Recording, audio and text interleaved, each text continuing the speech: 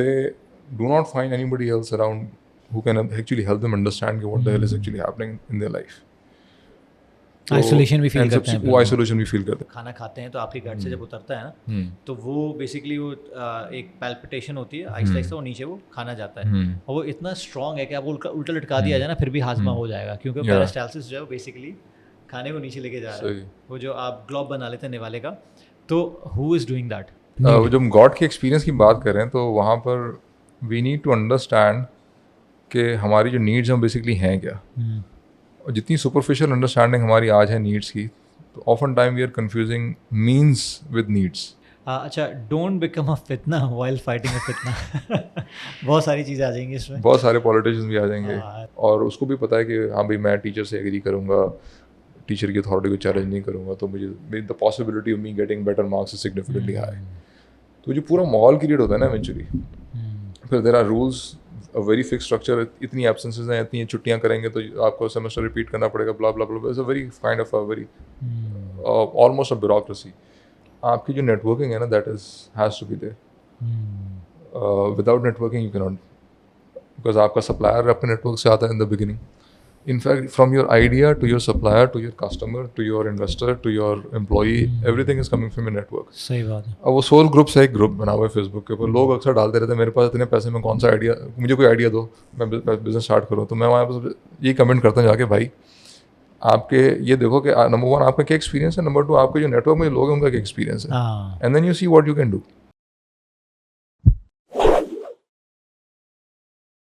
अस्सलाम वालेकुम उमर भाई, कैसे हैं आप? अल्हम्दुलिल्लाह. क्या चल रहा है लाइफ में? बस रूटीन चल रहा है. Thank you very much for showing up. आपकी कुछ पॉडकास्ट मैंने देखी, और उमर जालियावाला से भी आपकी एक टॉक रही है जो मेरे ख्याल से कोविड के दरमियान, तो वो भी मैंने देखी. उमर जालियावाला भी यहाँ आए हुए थे, तो बड़ी सिमिलर कुछ थीम्स मुझे मिली जिस पे मैंने सोचा कि हमें बात करनी चाहिए, क्योंकि ख़ास तौर पर मैंने आपकी जब फेसबुक से आपसे पहली दफ़ा बात हुई थी, किसी ने आपको टैग किया था, आई स्टार्ट फॉलोइंग यू. तो the very first thing that actually hit me in the gut was कि आपने लिखा हुआ है कि after PhD I realized I hardly know anything about myself and life as a whole, so trying to learn now. And you're 41 years of age, right? 41 years of age. कोई आम आदमी ये पढ़ेगा ना, बोलेगा यार कैसा पागल आदमी है, इतने अरसे बाद इतनी सब चीज़ें कर PhD करने के बाद how can you think this way? मतलब what's the thought process behind this? थोड़ा सा मैं चाहूँगा you elaborate upon this. Long story. एक तो एंगल इसका ये है कि जो आपकी फॉर्मल क्वालिफिकेशन है, नो मैटर आप एक PhD के बजाय 10 PhD कर लें, that does not tell you anything about who you are, what is the purpose of your life, what this world is about, और उस जो आप पूरी लाइफ आप गुजार रहे हैं कि उसका उसमें एग्जैक्टली आपकी क्या पोजीशन है, या what ever is happening in the world, what exactly. तो यू डोंट, जो बिल्कुल बेसिक फंडामेंटल क्वेश्चन है ना आपकी लाइफ के बारे में, specially who you are and, so you don't get to have any good understanding of what exactly that is. In fact, there is nothing in this entire journey from class 1 to PhD, postdoc वगैरह वगैरह जिसके अंदर आप अपनी ज़ात के बारे में कुछ सीखते हैं. Literally nothing. और subsequently when I completed my PhD के बाद there were some experiences and they were not very profound, but what happened के PhD का last phase जो था आखिरी के 6 महीने, they were very stressful.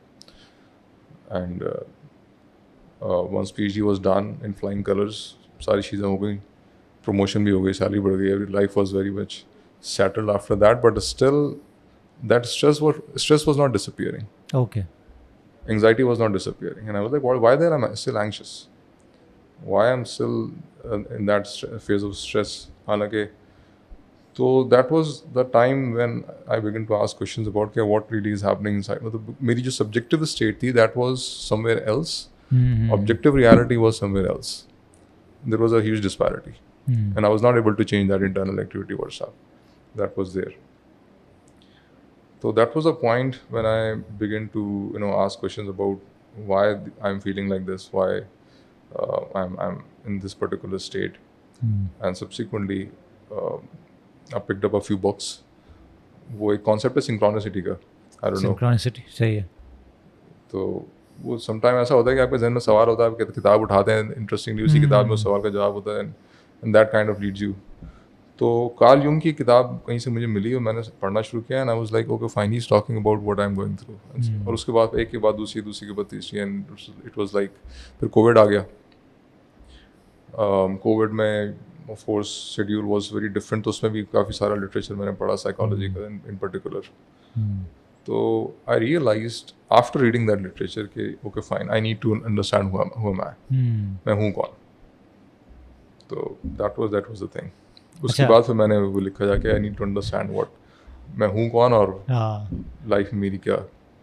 अच्छा, आपका फॉर एग्जांपल जैसे बीइंग ए फिटनेस कोच, ये सवाल मेरे बड़े करीब होता है इसलिए कि मैं जब भी किसी को ऐसा देखता हूँ चेंज होते हुए, तो मैं हमेशा चाहता हूँ कि क्योंकि हमारे fitness is very much look down upon कि यार ये कोई करने वाली चीज़ है और ये बच्चों की चीज़ होती है क्या है.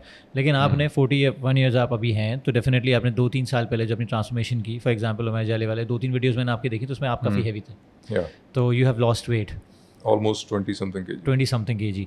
तो इस एज में, क्योंकि 30 के बाद तो वैसे ही बंदा बुढ़ा हो जाता है, उसको लगता है कि यार अब क्या करना है हमें.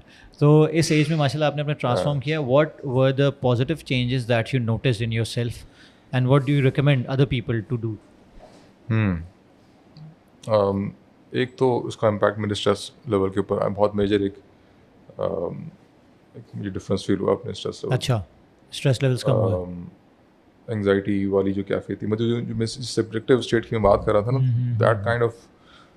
तो फिजिकल एक्टिविटी आप कर रहे हैं पैरेलली और लोगों की परसेप्शन ये होती है कि आप इसलिए कर रहे हैं बिकॉज आपका वजन कम हो जाए, आपके मसल्स बिल्ड हो जाए, बट उसका एक साइकोलॉजिकल इफेक्ट भी फील होना शुरू हो गया.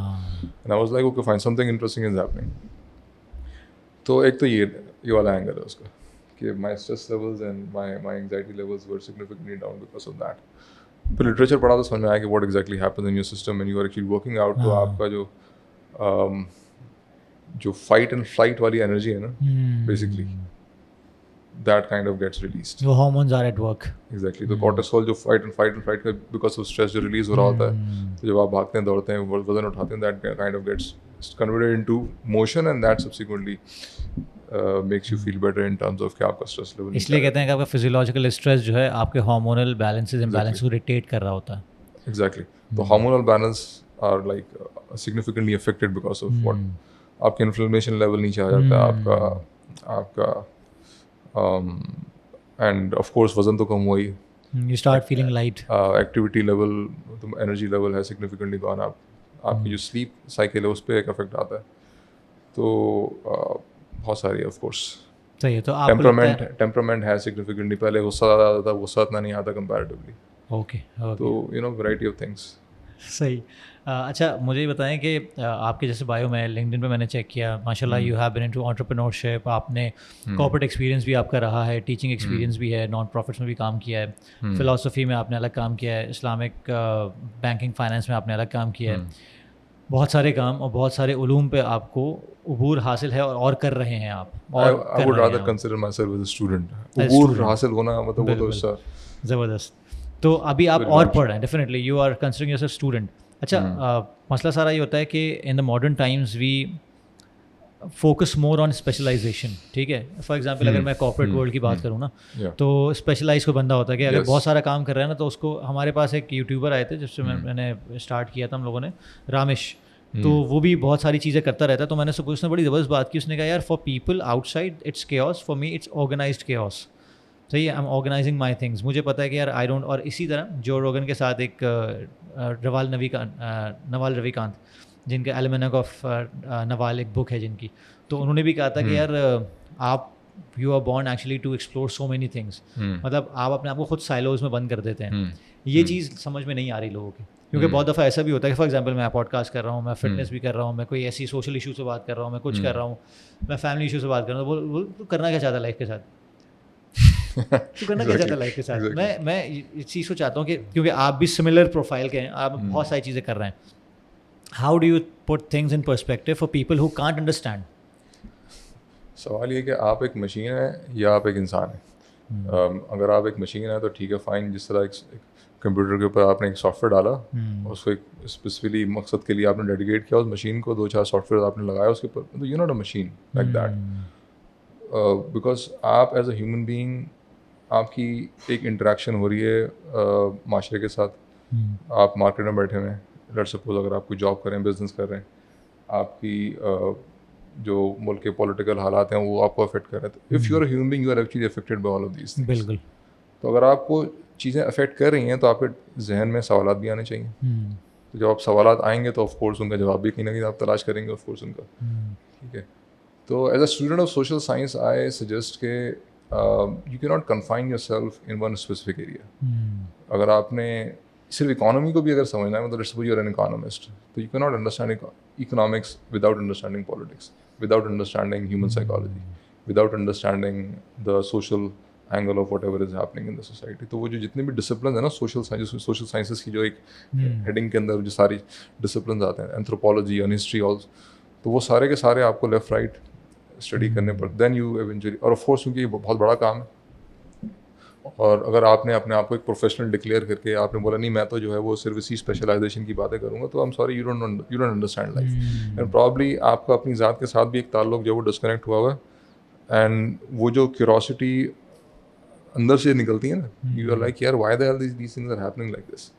You are not being affected, और if you are being affected तो you are not taking notice of that, rather you are more into distracting yourself into. अपने आप को बहुत मसरूफ रखा हुआ है आपने, और आप काम करते हैं, और you are maybe an expert of marketing for example, और you are an expert of something else, और you are like more into that routine like a mechanical. इसमें इल्यूजन ऑफ एक्सपर्टीज भी बहुत काम करता है कि if I am an expert I have to be मतलब on the top of my game, I have to know everything. PhDs के साथ खास तौर पे होता है, खास पीएचडीज के साथ.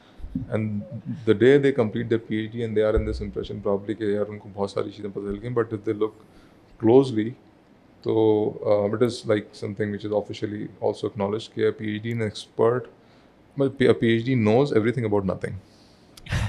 आपका thesis is about such a narrow specific area, or basically you're not expert of that particular discipline, you're an expert of the method that was involved in collecting data and analyzing that data. You're an expert of that method, and you can definitely if you learn that method तो आप उसको बार बार मज़ीद research करने के लिए apply कर सकते हैं. But there are so many things in the world that you don't understand. और experts को मैं sorry to say this word, मैं I literally consider them jahil. अगर आपको एक पर्टिकुलर डिसिप्लिन की एक्सपर्टीज़ है तो आपको दूसरी चीज़ों का नहीं पता. And there are like hundreds of disciplines. सिर्फ एक पर्टिकुलर डिसिप्लिन को बारे में जान के आप what does you know about the rest of the stuff. और आप बिल्कुल सही कह रहे हैं. फॉर एग्जांपल अगर नॉर्मल एरा में हम डिजिटल मार्केटर्स की बात करें या कॉपी राइटिंग की बात करें या मनी मेकिंग की बात करें, जितने भी सारे वो कहते हैं ना कि कोर्स बना रहे हैं कि भाई पैसे बना लो ऑनलाइन ऐसा कर लो, उसके लिए बहुत कुछ मालूम होना चाहिए ना. अभी उसामा बैठे हुए थे हमारे पास, तो जब हमने उसामा से बात की तो उन्होंने कहा कि यार इसमें आपको बायर पर्सोना बनाना पड़ता है. बायर पर्सोना के लिए उसकी साइकोलॉजी जाननी पड़ती है, फिर उसके टच पॉइंट्स क्या हैं जहाँ आप उसे वो कर सकते हैं. पूरा सोशल मीडिया का भी एक पूरा मैकेनिज्म है that they have to follow, otherwise you can't market to the right person at the right time. ठीक है. तो अच्छा, इसमें एक चीज़ मैंने और नोट की है जो बहुत दफ़ा लोग कहते हैं ना कि हमारे यहाँ पेरेंट्स भी ये इनकरेज नहीं करते, और एज अ सोसाइटी बड़ा डिस्करेज किया जाता है कि अगर आप इस तरह की बातें करते हैं जो कि मुश्किल लगती हैं, ठीक है, और आप ऐसी चीज़ों पे सवाल उठा लेते हैं जो कि सोचा भी नहीं है किसी ने, तो वो बोलेगा यार ये बंदा पढ़ता बहुत है, इससे दिमाग ख़राब हो गया इसका. तो जैसे आप माशाल्लाह आपका मुताल्ला है, मेरी भी कोशिश ये होती है कि मैं जितना पढ़ सकूं पढ़ूं और ऐसे लोगों से बात कर सकूं, क्योंकि मुझे भी जवाब चाहिए. क्योंकि पॉडकास्ट में सबसे बड़ा फ़ायदा मुझे ये होता है कि जब कोई मुझसे सवाल करता है ना, मेरे पास एक जवाब होता है, लेकिन जब मैं सवाल करता हूँ ना, मेरे पास 10 जवाब आते हैं. सही है. तो मैं आपकी तरफ से ये जवाब जानना चाहता हूँ कि इसके बारे में आप क्या बोलेंगे कि अगर बंदा बोलता है कि यार ज़्यादा पढ़ने से इंसान का दिमाग ख़राब हो जाता है. हो सकता है. Technically it is possible, specially from conventional definition हो सकता है. हाँ नहीं, व्हाट इज़ पॉसिबल कि आप उस लिटरेचर को जो भी आप एक्सप्लोर कर रहे हैं, जो उस कंटेंट को जो आप एक्सप्लोर कर रहे हैं, उस एक्सप्लोरेशन के through you try to distract your own self from your own self. ठीक है. अगर आप escape तलाश कर रहे हैं उस लिटरेचर में, और इफ़ यू हैव इश्यूज, और टिपिकली जो थोड़ा सा ज़्यादा इंटेलिजेंट होते हैं ना, वो ज़्यादा फील भी कर रहे होते हैं चीज़ों को, और दे आल्सो फील मिसअंडरस्टूड. तो ऑलरेडी सपोज ज़रा से 2-4 इंसिडेंट्स हो जाए उनकी लाइफ में, तो they do not find anybody else around who can actually help them understand what the hell is actually happening in their life.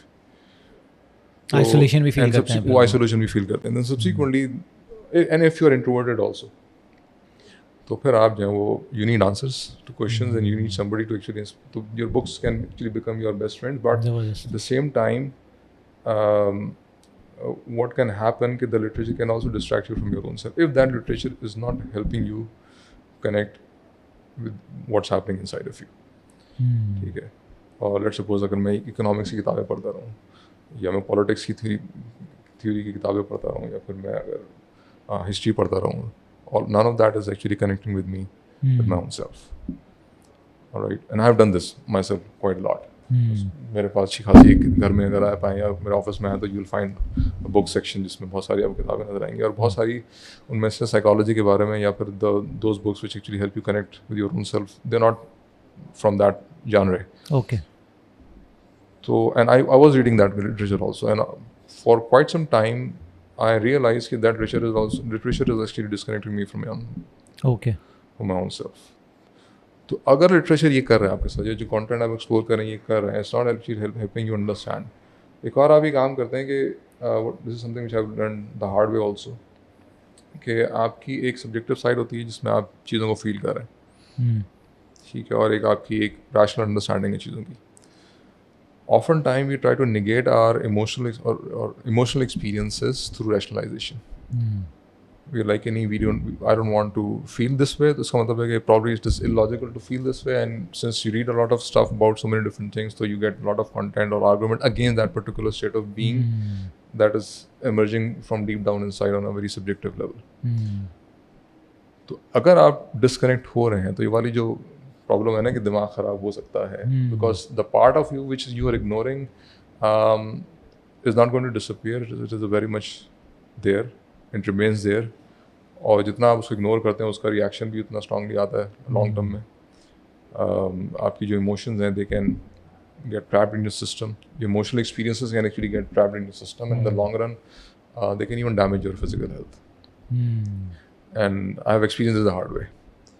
And contribute to your stress as well. और वो obviously क्योंकि आप internally stress basically क्या है, simply जो मेरी definition है, आपकी एक सर्टेन नीड है और आप उस नीड को पूरा नहीं कर रहे, यू आर अंडर स्ट्रेस. ठीक है. और नीड क्या क्या ये आपको मालूम होना चाहिए. Unfortunately we don't have a very good understanding. बहुत ही एक लिमिटेड एक खाना खा लिया और दोस्तों से बातचीत कर ली और सो गए और वो नेटफ्लिक्स देख लिया, कुछ कर लिया. There are lots of our needs that we don't understand. For example जो एक नीड मुझे लगता है कि लोग इग्नोर कर रहे होते हैं, that is to feel your emotions and complete your emotional cycles. If you are getting angry at something, किसी को इंसिडेंट हुआ और आपको गुस्सा आ गया, ऑब्वियसली उसको वेंट आउट करने के तरीके हैं. There is definitely a way जिससे आप लोगों को नुकसान पहुंचा सकते हैं. But anger is there in your system. What you are doing with that anger.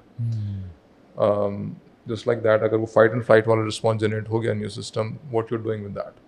अगर आप किसी इंसिडेंट की वजह से बहुत ज़्यादा गमगीन हो गए, you lost somebody in your life, for example somebody dies in your family में भी, और बहुत सारे किस्म के नुकसान हो सकते हैं इंसान को. आपकी गाड़ी छिन जाती है, मोबाइल छिन जाता है. तो that incident makes you sad and frustrated and angry and blah blah blah. अब let's suppose you are feeling sad, तो उस emotional cycle को complete करने का certain process है, and unfortunately people don't understand.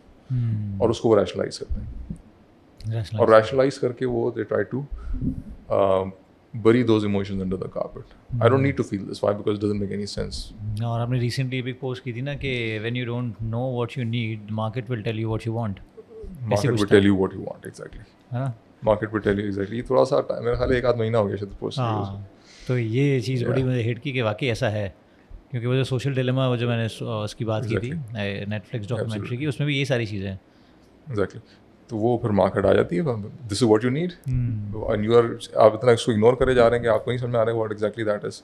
तो डिस्ट्रैक्शन के थ्रू जो आपको डोपामाइन हिट्स भी मिल रही हैं आपको, और वो तो उसको आपको लगता है कि आप थोड़ा बेहतर फील कर रहे हैं after getting engage, and you get this false understanding that I actually needed this. I needed a milkshake maybe. I needed to go to some bakery and buy some cake or whatever.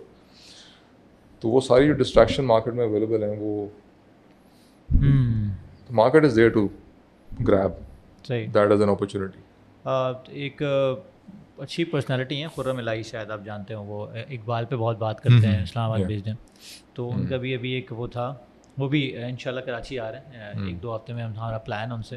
वो बड़ी खूबसूरत एक बात की उस बंदे ने, उनके कोई उस्ताद हैं अहमद जावेद, तो वो कह रहे थे कि अहमद जावेद ने बड़ी खूबसूरती से मुझे एथीस्ट से मोहब्बत कराई लेकिन मेरा ईमान नहीं हिलने दिया। तो ये बड़ा ग्राउंड ब्रेकिंग स्टेटमेंट थी मेरे लिए। मैंने कहा यार I want to delve deeper into it कि ये कैसे हो सकता है, क्योंकि हमारे यहाँ तो बंदा एथीस्ट को वैसे ही काफिर मानता है, उससे बात ही नहीं करता। लेकिन मेरा ख्याल से कि एथीस्ट या एथीज़म जो क्वेश्चंस उठाता है उससे एक पर्सपेक्टिव ज़रूर ड्रॉ होता है, जिसको आपका ईमान और पुख्ता होना चाहिए या फिर आप ईमान के नज़रिए से जाते हो। उसका मतलब ये नहीं है कि आप जैसे फॉर एग्जांपल बहुत से लोग अभी एक हमारे एक बड़े मजहबी साहब हैं जिन्होंने कुछ अर्से पहले एक फेसबुक पे पोस्ट लगाई उसकी सेपियंस की, जो नोवेल की बुक सेपियंस के gonna read this very much excited. तो मैंने नीचे 2 कैवियर्स दे दिए। मैंने कहा सबसे पहले तो ये होमोसेक्सुअल है, सही है, ठीक है, ये गे है, और दूसरी चीज़ ये एथीस्ट है, ठीक है, एंड आप दोनों चीज़ें आपके लिए हराम है और दोनों चीज़ों के लिए आप नहीं जानना चाहते। तो to read that putting these things in perspective, उन्होंने कहा यार then I should not read this. That was very, मैं उम्मीद कर रहा था कि वो बोलेंगे यार लेट्स एक्सप्लोर के क्या है, क्योंकि हमें बेसिकली ये लगता है कि हमारा ईमान इतना कमज़ोर है कि हम किसी दूसरे पर्सपेक्टिव पे अगर थोड़ा डिग डाउन करेंगे भी तो हमारा ईमान चेंज हो जाएगा।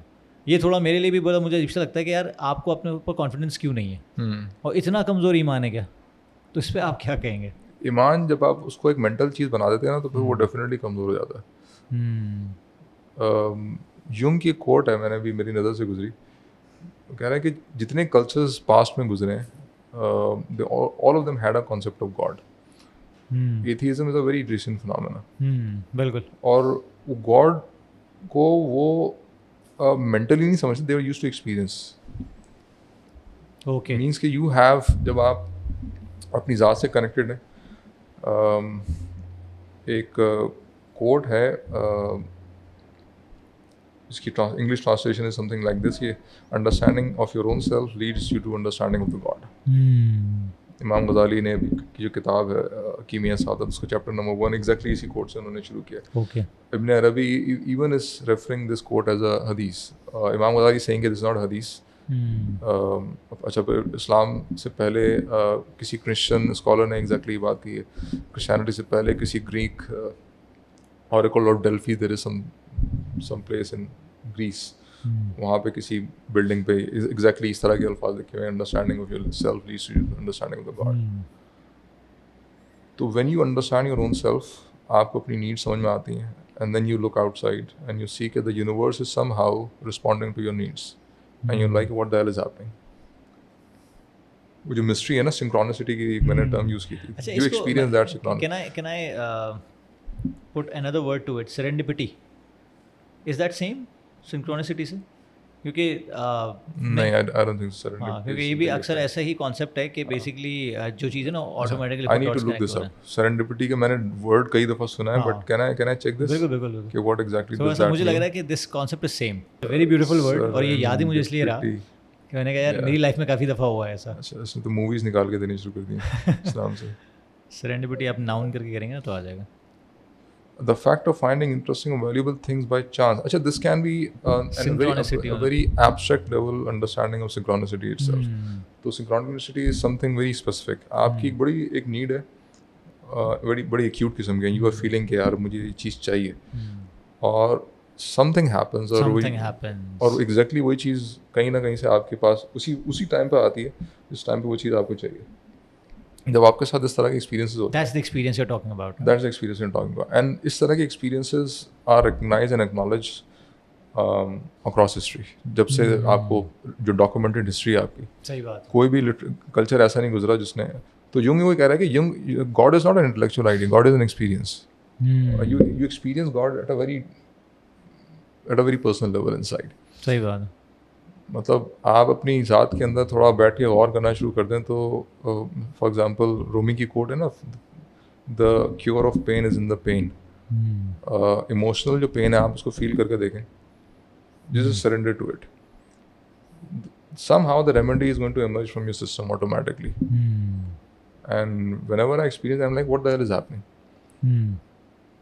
तो जो उसका कोई ऐसा थॉट या कोई ऐसा पर्सपेक्टिव या कोई ऐसी फीलिंग जो उसका बिल्कुल काउंटर होती है, वो ऑटोमेटिकली कहीं से आती है। आपके हाथ में कट लगता है, ठीक है सब्जियां काटते हुए आपने हाथ काट लिया एंड देन यू, अभी मेरी उंगलियां से थोड़ी सी कटी हुई है, तो let's suppose if I take a picture of this wound every hour for example, मेरे पास एक हफ्ते में बहुत सारी तस्वीरें आ जाएंगी, और if I make a video of that I would see this thing automatically getting heeled, what exactly is happening. और जब आप माइक्रोस्कोप में रख के देखते हैं सेलुलर लेवल के ऊपर जाके, तो बहुत एक पूरा cell is you know universe itself, and that is replicating itself precisely in a manner, तो you are experiencing God right now in very simple words like this. हाँ, ये जैसे फॉर एग्जांपल मैं अगर फिटनेस की बात करूँ तो इट्स अ होल साइंस ना। जब मैंने बेसिकली पढ़ना शुरू किया, बायोलॉजी हम सब ने पढ़ी है, 7th 8th ग्रेड में हम इंटरमीडिएट करते हैं, A levels करते हैं, बायोलॉजी सब पढ़ते हैं, सही है। ऐसे डॉक्टर्स हैं, ऐसे बायोलॉजी के टीचर्स हैं जो मेरे अंदर ट्रेनिंग रह चुके हैं, और जब से कॉन्सेप्ट्स की बात होती है तो कहते हैं हाँ ये हमें पता है, एप्लीकेशन कहीं नहीं है, सही है। तो मैंने नॉन मेडिकल का होते हुए जब मैंने ये चीज़ों को एक्सप्लोर करना शुरू किया, तो मेरा नहीं ख्याल कि कोई ह्यूमन बॉडी को भी समझ लेना अगर सेलुलर लेवल पे, तो he can remain N atheist, यानी उसको कहीं कोई ना कोई तो है जिसने ये सिस्टम क्रिएट किया है या बनाया है। फॉर एग्जांपल पेरिस्टाल्सिस एक कॉन्सेप्ट है कि आपको जो आप जब खाना खाते हैं तो आपकी गट से जब उतरता है ना, तो वो बेसिकली वो एक पैल्पिटेशन होती है, आहिस्ता आहिस्ता वो नीचे वो खाना जाता है, और वो इतना स्ट्रॉन्ग है कि आपको उल्टा लटका दिया जाए ना फिर भी हाजमा हो जाएगा, क्योंकि पेरिस्टाल्सिस जो है वो बेसिकली खाने को नीचे लेके जा रहा है, वो जो आप ग्लोब बना लेते हैं निवाले का। तो हु इज़ डूइंग दैट, मतलब देयर इज अ सिस्टम। और फिर आपके हाइड्रोक्लोरिक एसिड किस तरह आपके उसमें काम करता है, मैदे में काम करता है। तो ये आपने बिल्कुल सही बात की ना कि आपने जो हीलिंग वाली बात की। अच्छा, अब again this is a mental level of understanding of what God is. एक सब्जेक्टिव लेवल एक्सपीरियंस जो है ना गॉड का, that is bit different from that. That is experience based, that is totally experience based, and you are feeling God on an emotional level. और वो उस वक्त typically ज़्यादा आपको फील होता है when you are in some difficult experience, और वो उस डिफिकल्ट एक्सपीरियंस के साथ आप डील कर रहे होते हैं, and then something miraculous actually happens and you are out from that. जिस टाइम पे एग्जैक्टली जो चीज़ चाहिए वो आपको मिल रही है। अच्छा, फिर एक वो हज़रत अली की कोट है ना कि मैंने अपने रब को अपने इरादों के टूटने से फेल होने से बचाना, and you desperately want something और वो चीज़ नहीं मिलती आपको, and then after some time you realise wow अगर मुझे मिल जाती तो I would have been in some bad shit.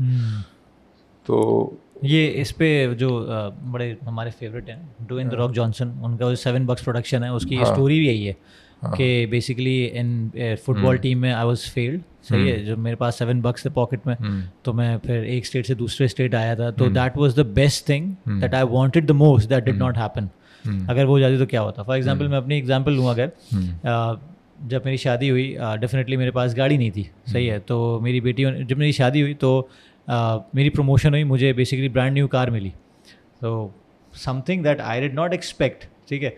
उसके बाद बहुत सारी ऐसी चीज़ें हुई लाइफ में, दूसरा बेटा हुआ, फिर और भी चीज़ें हुई। अभी रिसेंटली जब मैंने एक जॉब से दूसरी जॉब में स्विच करना चाह रहा था, सेल्स की जॉब के बड़े प्रेशर्स होते हैं, तो एक जॉब पे मैं थक चुका था, मतलब मैंने कहा यार शिट यार कोई, अब जैसे जो 9 to 5 मेंटालिटी होती है ना, वो यही होती है कि यार दूसरा स्विच मिल जाए या अच्छा रेज मिल जाए, इससे बढ़ के आगे सोचते नहीं लोग। तो मैं भी उस वक्त इसी उसमें था, इसी विशेष सर्कल में था। तो एक दिन मुझे अच्छी तरह याद है कि I was just done with everything, कि मुझे ये लगा था कि यार मैं कुछ नहीं और रिज़ाइन कर दूंगा। तो उसी शाम को ऑड आवर्स में 9:30 बजे मुझे कॉल आती है दूसरी कंपनी से, जहाँ मैं 6 महीने पहले इंटरव्यू दे चुका था, 2 इंटरव्यूज़, और उसके बाद मुझे पता था कि अब ये हायर नहीं करेंगे। तो they just called me upon कि आप कल आ सकते हैं। तो मैंने कहा फॉर व्हाट? उन्होंने कहा वो 6 महीने पहले हमने 2 इंटरव्यूज़ किए थे ना, फाइनल इंटरव्यू करना है। That was experience. सिंक्रोनिसिटी, हाँ, सिंक्रोनिसिटी, वही सेरेंडिपिटी मैंने जब से सीखना शुरू किया कि आपने सिंक्रोनिसिटी नाम दिया, मैं उसको दूसरों से करता हूँ कि that was dots connecting somehow, यार कहीं ना कहीं मैंने बड़े बुरी तरह चाहा कि यार कुछ हो जाए, and that happened. You know, मैं अक्सर कहीं पे किसी रैंडम जगह पे होता हूँ, मैं मस्जिद तलाश कर रहा हूँ, कोई बंदा आता है, आप मस्जिद तलाश कर रहे हैं, आप मैं लेके चलता हूँ आपको। I mean how the hell you know कि मैं मस्जिद तलाश कर रहा हूँ। एक दफ़ा गाड़ी मेरी ख़राब हो गई, सुबह का टाइम था, सुबह मैकेनिक सारे बंद होते हैं, एक भाई साहब आए साइकिल पे, आपकी गाड़ी ख़राब हुई हुई है, मैं मैकेनिक को मैं ठीक कर देता हूँ। ठीक किया, गायब हो गया। I mean what's happening. तो एंड जो बुक्स का मैंने बताया थोड़ी देर पहले कि you have this very specific question in mind which is very complicated, Google पे भी आपको जवाब नहीं मिल रहा सवाल का, and you pick up a book and author is talking exactly about the same thing, and that book is like written 40 years ago, and what just happened. तो इस तरह के बहुत सारे एक्सपीरियंसेस जो है ना वो आपको एहसास दिलाते हैं। अच्छा, मेरा ख्याल से इसमें best sellers can help you और नॉट। बेस्ट सेलर्स का तो कमर्शियल एंगल है ना पीछे, नहीं कर रहे, they are best sellers for a reason. I don't think so.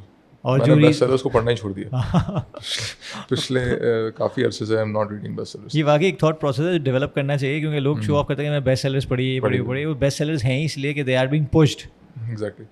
अब आई ऑफन फाइंड वेरी, मतलब after reading depth psychology in particular, Jungian psychology को अगर आप पढ़ें, थोड़ा एक्सप्लोर करें डिटेल में, तो बहुत सारी advice which is there in these books like atomic habits और वगैरह वगैरह, they are misleading in fact. They are like, you know, trying to manipulate something that should not be manipulated in your system, और जब आप उसको manipulate करते हैं उस सिस्टम को, तो वो फाइट बैक करता है, but in a very different way. फिर आप किसी दूसरी किताब पढ़े होते हैं उसको, उस रिएक्शन को काउंटर करने के लिए। तो I don't recommend that anymore. बड़ा केयरफुली मैं किताब को, मैं पहले किसी 2-3 वीडियोस देख के मैं रिव्यू कर लेता हूँ, उसके बाद फिर I am like okay fine, should be reading this और not. But typically my suggestions to people is please don't read this. जब गॉड की एक्सपीरियंस की बात करें तो वहाँ पर वी नीड टू अंडरस्टैंड कि हमारी जो नीड्स हैं बेसिकली हैं क्या। और जितनी सुपरफिशियल अंडरस्टैंडिंग हमारी आज है नीड्स की, तो often time we are confusing means with needs. हमें लगता है मिसाल के तौर पर हमें गाड़ी चाहिए, गाड़ी हमारी नीड है, या फिर हमें कोई इंसान चाहिए अपनी ज़िंदगी के अंदर, या फिर हमें कोई जॉब चाहिए। तो all of these things are means. Need is something else. Need is something that is deeply, तो जितनी ज़्यादा डीप अंडरस्टैंडिंग हमारी नीड्स की होगी, उतना ज़्यादा वी विल रियलाइज़ के how Allah Ta'ala is trying to give us something that is really addressing that particular need, which connection है ना, how universe is responding to your need and what that need is। तो वो उसी वक्त आपको सही appreciate कर पाएंगे जब आप अपनी उस नीड को सही तरीके से और डिफरेंशिएट कर पाएंगे कि मींस क्या है और नीड्स क्या है। मींस क्या और नीड्स क्या, एग्जैक्टली। हम मींस को नीड से कंफ्यूज कर रहे होते हैं और मींस होते नहीं हमारे पास। हम वी आर लाइक यार, हमारी लाइफ कह रहा है कि I need a spouse to make my life beautiful. Exactly. तो लाइफ ब्यूटीफुल करने के लिए you don't need a spouse specifically that's a means exactly. अच्छा, being a part of corporate culture for a very long time, मतलब more then a decade आप भी रहे हैं, मैंने भी काम किया काफ़ी कंपनीज़ में। एक चीज़ है जो कि थोड़ा सा आउट ऑफ बाउंड्स जाती है, लेकिन दैट्स वेरी मच इनकरेज्ड, और वो फैमिलीज़ में भी इनकरेज की जाती है, और वो है बीइंग पॉलिटिकली करेक्ट। क्योंकि होता क्या है, जब आप बहुत ज़्यादा मुताला कर रहे हैं और बहुत ज़्यादा इन डेप्थ जा रहे हैं, तो पॉलिटिकली करेक्ट होना ना सबसे मुश्किल काम हो जाता है। शुगर कोट करना हमारे बस की बात रहती नहीं है। सही। तो आपको क्या लगता है कि किस हद तक पॉलिटिकली करेक्ट होना ज़रूरी है किसी भी ह्यूमन सिचुएशन में, ह्यूमन इंटरेक्शन में, चाहे वर्क लाइफ में हो, फैमिली में हो? क्योंकि अगर जो दिल में मुझे बोलना शुरू कर दिया तो कितने दंगे तो वैसे ही शुरू हो जाएंगे। आई थिंक वो we are scared of disagreement basically. तो हम बस जो सामने वाला बोल रहा होता है बस एग्री कर जाते हैं उससे। इवन अगर आप फैमिली के अंदर गैदरिंग्स में मुख्तलिफ इशूज़ पर बात हो रही होती है, तो we just agreeing with each other. But the moment you ask a question, you are, बल्कि इनफैक्ट होता ही है कि उस प्रोसेस के अंदर आपका जो थॉट प्रोसेस है वो भी कहीं सप्रेस हो जाता है, and you are also mentally on this frequency के यार मुझे बस एग्री करना है चीज़ों से। अच्छा, अनफॉर्चुनेटली जब आपका ब्रॉटअप ही इस माहौल में हो रहा है, तो कार्ल सेगन की मैं कहीं कोट पढ़ रहा था कि बच्चे जो हैं जब छोटे होते हैं 3, 4, 5 years, तो वो they are asking lots of questions, but जैसे जैसे वो बड़े होते हैं, अच्छा, he was blaming the schooling system. The schooling system जो है वो appreciate them for having answers, does not appreciate them for having questions. So subsequently they also learn from that environment के मुझे सवाल नहीं पूछने। अच्छा, सवाल पूछने का मतलब ये कि आप सोच रहे हैं, सोचना basically is an act of rebellion, because जो ट्रेंड ऑफ थॉट चल रहा है जैसा भी है, आपने पॉज करके उसको एवेलुएट करके आपने कहा यार ये इसके अंदर कुछ चीज़ मिसिंग है, कुछ गैप है, कुछ कहीं कॉन्ट्रडिक्शन है, I need to clarify this thing. तो उसका मतलब है कि वो जो ट्रेन चल रही थी अंधाधुन, उसको फॉलो करने से आपने रेजिस्ट किया फॉर अ मोमेंट। तो thinking literally is an act of rebellion in that sense. और if you are not thinking with, basically we just trying to comply and agree, और वो लोग जो हैं वो फिर आपको ज़रा सा वो उस एंगल से देखते हैं यार ये हमारे साथ। So we have this fear probably, that is why. So it's more of an emotional thing, less of an intellectual thing. Also, if you think a lot, ना मतलब if you think over it from different angles, तो इसमें भी ये भी होता है कि you find correct answers as well. For example, अगर politically correct होने की बात हो रही है, तो बहुत दफ़ा क्या होता है, you are not politically correct when you don't think from different angles. कि जो है वो बोल दिया, लेकिन आपने रुके, एनालाइज किया, अपनी थॉट्स को एनालाइज किया, फिर उसको रीपोजिशन किया कि यार मैं अपना काम कैसे निकलवा सकता हूँ। फिर एक और उसमें चीज़ है कि इफ़ यू जस्ट एग्रीइंग तो things are certain, everything is settle down, because अगर आप बहुत सारे 50-60 वाली कैटेगरी के लोग बैठे हुए ना गैदरिंग फैमिली में, और वो एक पॉलिटिकल किसी इशू, तो they know every damn thing, they have a very good explanation of everything that is happening in the entire world. वो दज्जाल से लेके और वो वगैरह वगैरह, they have a very good comprehensive understanding. So while reading again some psychology, I noticed this thing. Even Jordan Peterson also mentioning this thing. We have this urge to be in an environment जहाँ पे everything appears certain. But the moment you are reading और वो बड़ा एक इंसान जो है ना वो खौफ महसूस करता है the moment you realize that things are not uncertain. Things are uncertain. हाँ सही. And अगर already stressed out हैं, अगर आप already आपकी लाइफ में बहुत सारी issues चल रहे हैं, तो just realizing कि यार there are things which I don't understand, there are things which are not clear, there are things which I need to explore further, तो वो makes you feel. सही. So it gives you a haunted feeling. Exactly. अच्छा, मैंने कुछ statements, क्योंकि आप अक्सर post करते रहते हैं अपने फेसबुक पे, एंड एक्चुअली सॉरी, सवालों को जिंदा रखना जो है ना वो एक मैच्योर जहन की निशानी है. इमोशनली हेल्दी मैच्योर इंसान जो है वो सवालों को जिंदा रखता है अपने जहन. अच्छा, इसमें आपने एक मिनट में निकाल लूँ पहले.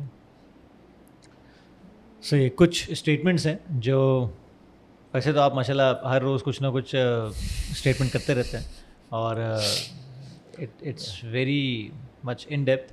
इसमें सबसे पहले मैं पूछना चाहूँगा जो आपने ये लिखा है, ignoring your unmet need is ignoring your opportunity to connect with God. जी, थोड़ा सा हमने इसमें टच अपॉन किया है, लेकिन I would like you to elaborate कि अगर कोई ऐसी नीड है जो आपकी अभी तक मीट नहीं हुई है, तो उसको मीट करने में अपॉर्चुनिटी है कि आप गॉड से कनेक्ट करेंगे, राइट? जी.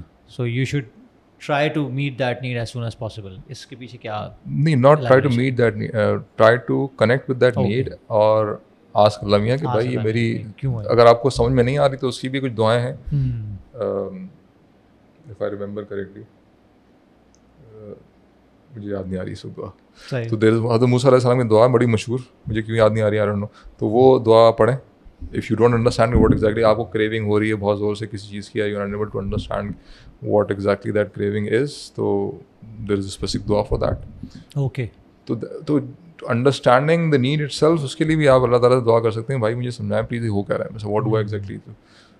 या फिर in other words अल्लाह ताला से आप ये दुआ मांगें कि मुझे दुआ के जो एग्जैक्ट मुझे मांगनी है वो मुझे सिखा देंगे वो दुआ एक्चुअली है क्या. तो इंटरनल कॉन्फ्लिक्ट भी इसी में आता है. Internal conflict. हाँ. Internal conflict happens when you are trying to either suppress that need, or you are trying to distract yourself by generating some other kind of a subjective experience. आपको basically you are feeling lonely, आपने कहा चलो जाके मैं Netflix से कुछ download करके मैं देख लेता हूँ, या फिर आपने कोई फूड पांडा से कुछ ऑर्डर कर दिया. तो नीड कुछ और थी, आप अपने आप को डिस्ट्रैक्ट करें. तो yes, internal conflict in that sense definitely happen, खास तौर पे when you are suppressing that particular need, distracting yourself with something else. Unmet need. सही बात. एग्जैक्टली. तो जब आपने उसको सप्रेस कर दिया तो basically you are losing an opportunity to know what's happening. तो वो दुआ में कैसे कन्वर्ट हो, दुआ में उसी को कन्वर्ट होगी ना जब आप उस इंटेंसिटी को फील करेंगे. तो जब आपकी ईगो जो है वो उसको दबा रही है, सप्रेस कर रही है, तो फिर subsequently you will not be able to. सही. अच्छा, डोंट बिकम अ फितना व्हाइल फाइटिंग अ फितना. बहुत सारी चीज़ें आ जाएंगी इसमें, बहुत सारे पॉलिटिशियंस भी आ जाएंगे. लेकिन I just want you to elaborate on this कि ये कैसे हो रहा है सोसाइटी में. आप कैसे समझ रहे हैं कि ये फितना को फाइट करते हुए हम खुद एक फितना बनते जा रहे हैं. How to avoid it? Basically, what do we want to accomplish when we are trying to address a particular problem? Do we want to be proven right? Is it some self-serving agenda that we want to accomplish, or we really want something to get fixed in the society, irrespective of the fact कि वो चीज़ हमें कैसे affect करती है. Okay. मतलब आपका personal कोई उसमें वो कहते हैं ना अल्टेरियर मोटिव है आपका. Exactly. तो वो अगर अल्टेरियर मोटिव है तो फिर ठीक है, it is very much possible. But I see people all around in politics also. नाम मुझे नहीं लेने चाहिए obviously. अभी उस पोस्ट में मैंने नाम नहीं लिया था, हालांकि लोगों को हिंट समझ में आ गई because there was this video circulating on the internet about between दो पैनल्स ड्रॉ कर रहे हैं. इन्फ्लुएंसर्स हैं वो एक पार्किंग लॉट में खड़े होकर एक दूसरे पे लान तान कर रहे हैं. हाँ. तो आई मीन मिसाल के तौर पे कुरान जो है वो हज़रत मूसा अलैहिस्सलाम को इंस्ट्रक्शन दे रहा है, अल्लाह ताला इंस्ट्रक्शन दे रहे हैं कुरान में, वो वाक़या जो है कि फ़िरौन को अगर आप जब मुखातब करें तो काइंडनेस के साथ, you should be kind, you should be polite. ठीक है, फ़िरौन आई मीन उसको आपने मुखातब करना है तो you are not suppose to, because the moment you are attacking somebody और कह रही तुम क्या बकवास कर रहे हो वगैरह वगैरह, you know your tone is not correct, let's suppose, तो you are basically inciting the ego of the other person. जब आप उसको ईगो को आपने एक्टिवेट कर दिया तो are you reducing the possibility और you are improving increasing the possibility कि वो चीज़ें ठीक हो जाए. तो वो जिस चीज़ पे वो अड़ा हुआ था बंदा, तो ईगो इंसाइड होने के बाद तो वो मज़ीद डिफेंड करेगा ना अपने आप को, बजाय से कि वो. And this particularly happen when you make something a public spectacle.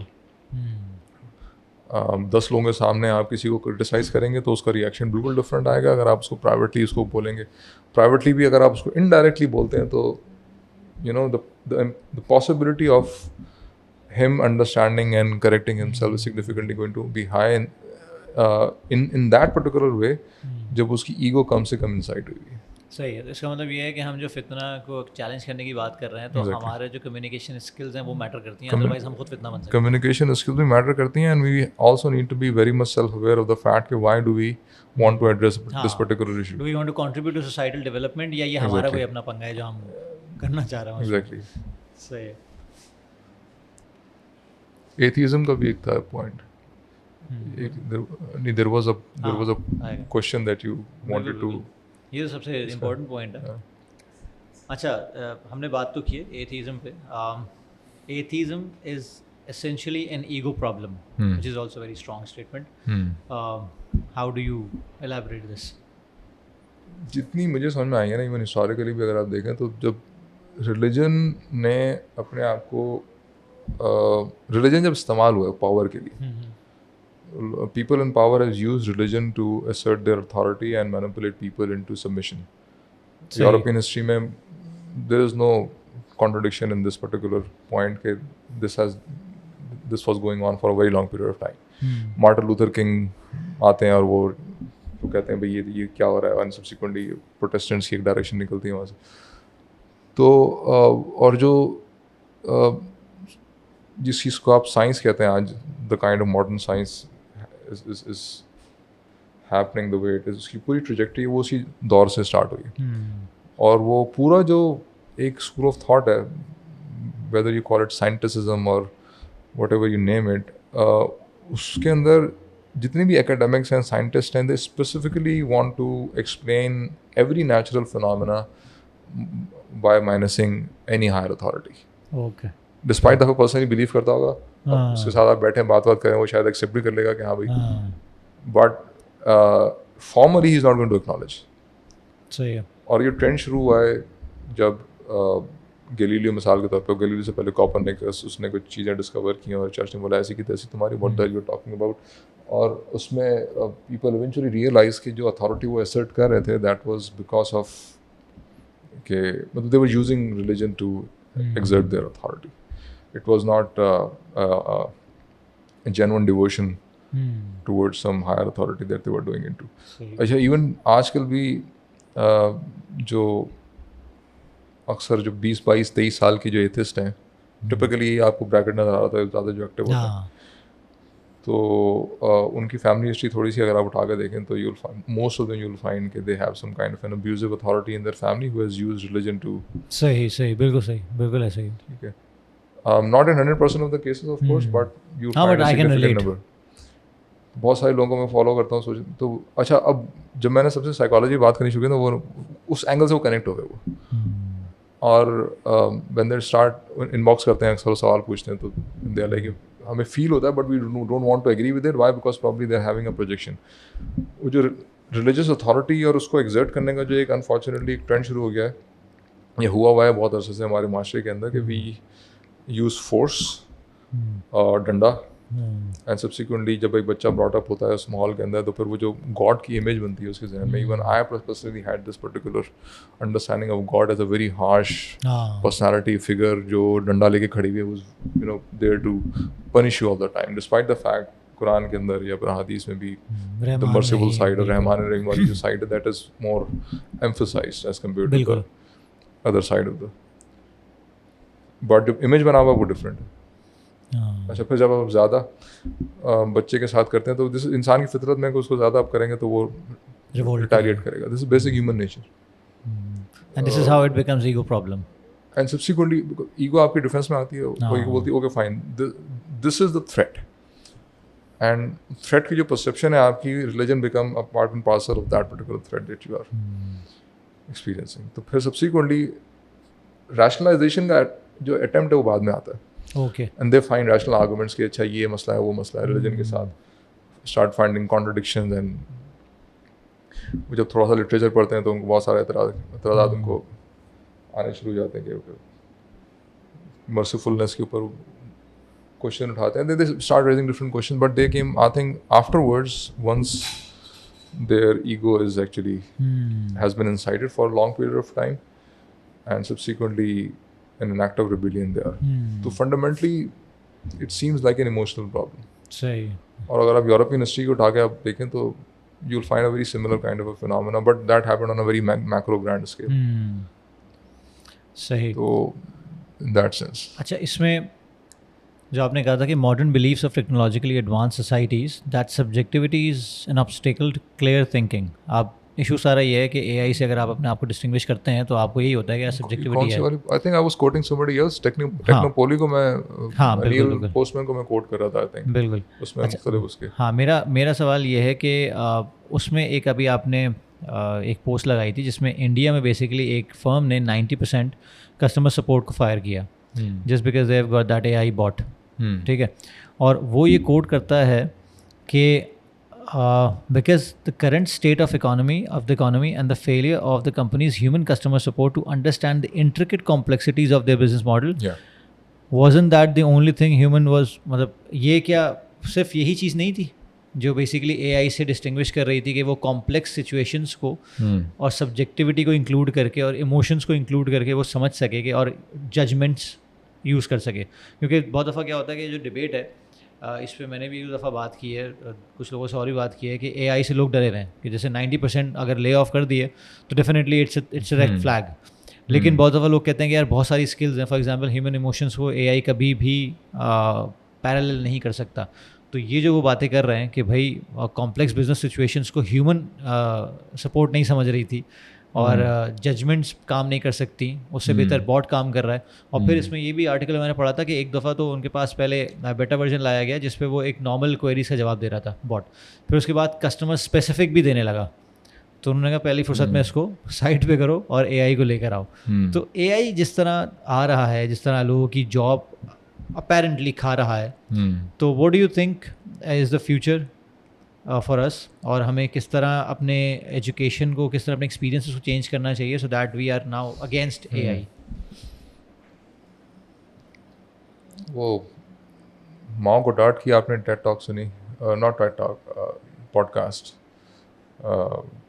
The diary of a CEO के नाम से एक चैनल है. हाँ चैनल देखा मैंने, पॉडकास्ट नहीं देखा. माओ गोडार्ड की पॉडकास्ट है, तो वो ये कह रहा है उसके अंदर कि we should not be scared of AI, but we should be scared of the people who are going to be developing and deploying AI. Okay, उनकी इंटेंशन पे डिपेंड करता है. हाँ, उनकी इंटेंशन पे डिपेंड करता है. Unfortunately, people are selfish. They want to, वो कहते हैं ना कि instead of, I want to be the first one into this thing. Why don't I be the first one to take advantage of some kind of a developing situation? तो अपने फ़ायदे के लिए उस रेस में आगे बढ़ने के लिए दे आर डेवलपिंग थिंग्स जो उनको पर्सनल जब आप उनसे बात करें ना तो दे एक्सेप्ट एंड रियलाइज कि they are developing something very dangerous. गलत हाथों में जाएगी तो उसे पता नहीं क्या क्या तबाही होगी. सही बात. But still they are developing it. और सुंदर पिचाई जो शायद उसने कहीं पे कहा कि if I'm going to stop myself, what is the guarantee that there is some guy sitting in some garage who's not going to develop the same thing in the next 5-10 years? क्योंकि selfishness तो हर जगह है. Exactly. It's better कि मैं खुद ही develop करके मैं आगे रेस में आगे आ जाऊँ. Exactly. तो unfortunately वो जो ये वाला जो element है ना कि if you have something dangerous in your hand, जो गूगल का एक और बंदा ना जो रिजाइन किया था रिसेंटली एक आध महीने पहले, तो he literally said I don't want to be the next Oppenheimer. Okay. Oppenheimer is somebody who developed the atomic bomb. So AI is being guarded something even more dangerous than that. Because jobs का एक मसला है, फिर आपकी एक और बहुत major मसला है, बहुत कम लोग उसमें बात करेंगे. You would not be able to differentiate between what is real and what is false. बिल्कुल ऐसे ही.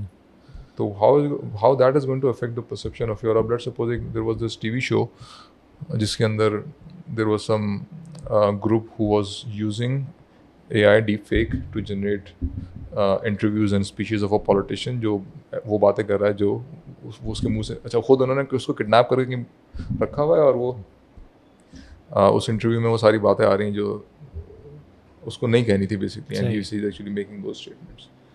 तो if this is the level of development that actually move forward, तो फिर आप you can imagine the kind of damage it's going to do.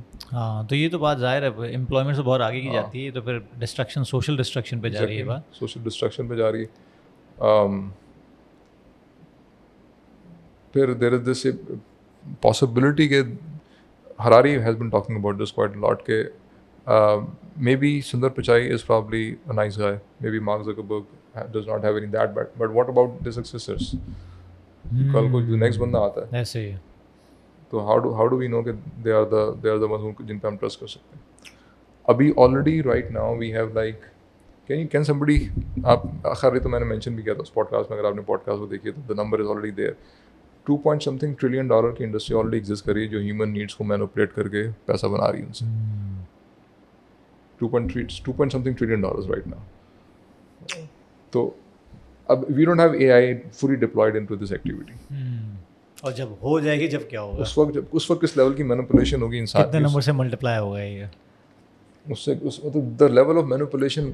जो आपकी simple सी device है जो उसमें बहुत कॉम्प्लेक्स आर्टिफिशियल इंटेलिजेंस अभी डिप्लॉय नहीं किया आपने, उसके बावजूद this device is literally has become a prison for us. सही बात है. सोशल क्या नाम है उस डिलेमा जो डॉक्यूमेंट्री है, इस तरह की और भी काफ़ी सारा कंटेंट है. They are trying to highlight the problem, people are becoming aware of it, but they are so much stuck they are unable to leave. और ख़ास तौर पे आपने जो बात की ना अल्टेरियर मोटिव्स की, खास तौर पे कि भाई जो सक्सेसर्स आएंगे उनका क्या, और जो at the helm of affairs हैं जो काम कर रहे हैं. फॉर एग्जांपल अभी रिसेंटली ओशन गेट की जो एग्जांपल थी, तो उनका CEO जो बेसिकली मेकर है वो भी बेचारा साथ मारा गया, लेकिन उसको कितनी दफ़ा कहा गया था कि ये सर्टिफिकेशंस करा लो या कुछ, मतलब this material is not suitable for that under water operation, लेकिन उसकी एक ईगो थी एक उसकी. और इसी तरह के लोग अगर आ जाएं और वो कंट्रोल करने लगे and they are not listening to anybody, तो you can actually imagine the level of destruction. Exactly. तो ये काफ़ी सीरियस मसला है अनफॉर्चुनेटली. हाँ, और वाकई लोग इस पे तो बात नहीं कर, ये बात कर रहे हैं कि भाई जॉब खा रहे हैं, ये कर रहे हैं, अब जॉब तो खा रहे हैं, लेकिन ये जो डीप फेक टेक्नोलॉजी आपने बिल्कुल सही पॉइंट आउट किया कि AR, VR, augmented reality, virtual reality, metaverse वगैरह, ये these are going beyond anything. Just imagine like in 20 years time people have lenses in their eyes जिसके ज़रिए वो मुख्तलिफ चीज़ें ऑगमेंटेड रियलिटी में देख रहे हैं, एंड द कंपनी जो दिखा रही है उनको show them something they should not be seeing. या कोई हैकर घुस जाता है सिस्टम में उनके. जो TV शो है क्या नाम है उसका, ब्लैक मिरर, उसमें there are a couple of episodes. I have to watch it, मैंने देखा नहीं देखा आपने, you should definitely watch it. सही. सीजन 3 आई थिंक उसके अंदर उन्होंने दिखाया था कि दे हैव दिस lenses जो लोगों ने पहने हुए हैं and they are using it to manipulate.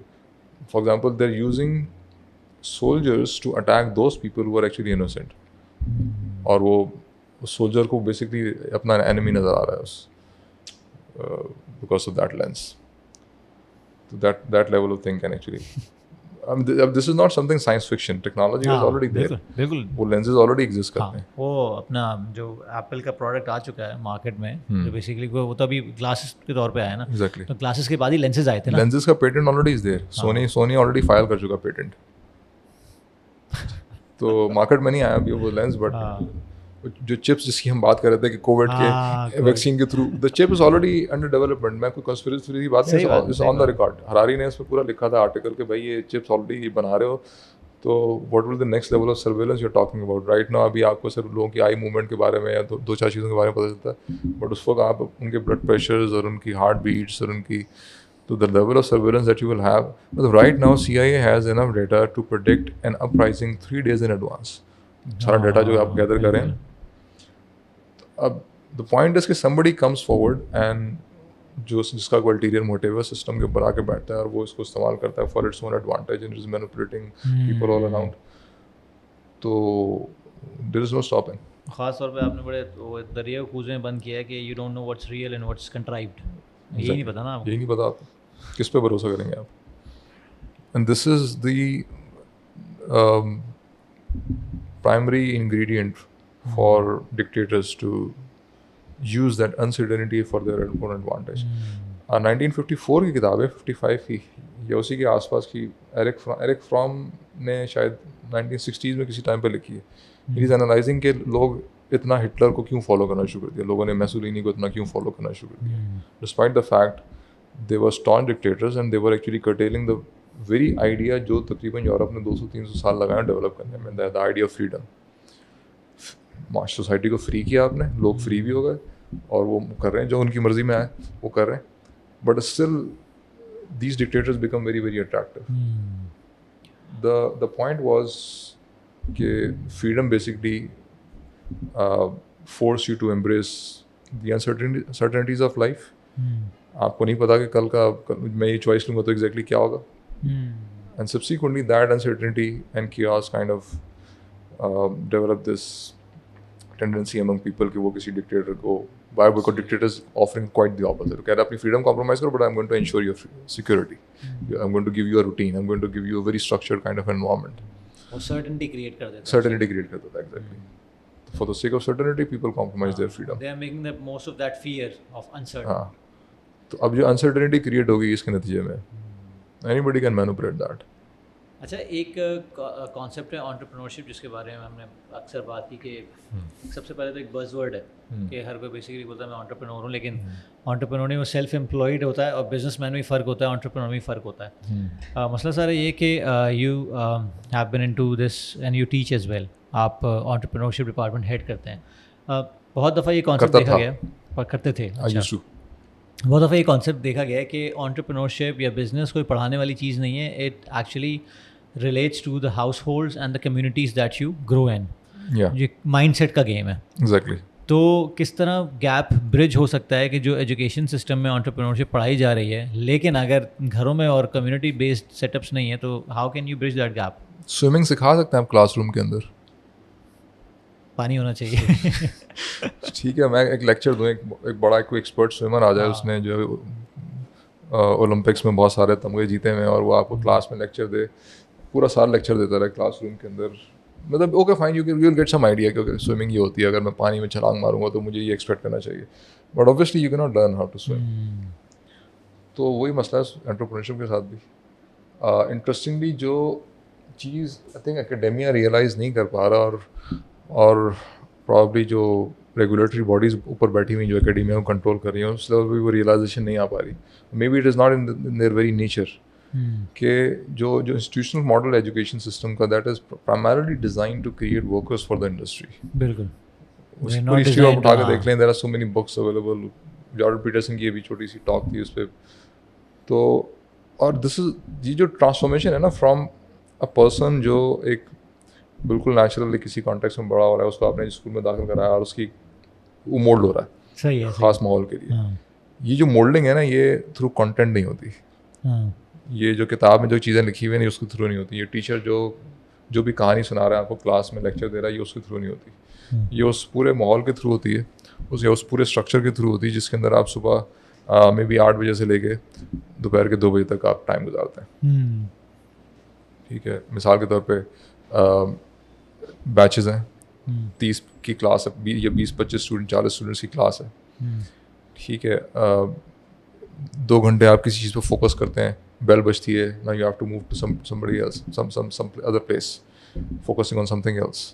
Examination बहुत ही स्पेसिफिक तरीके से चीज़ों को एवेलुएट करें. You are appreciated for having answers to the question. वो आंसर जो आपके टीचर ने आपको दिए हैं, इररिस्पेक्ट ऑफ द फैक्ट कि आपका दिल कर रहा है कि यार ये पता नहीं क्या बकवास है. बिल्कुल ऐसे ही.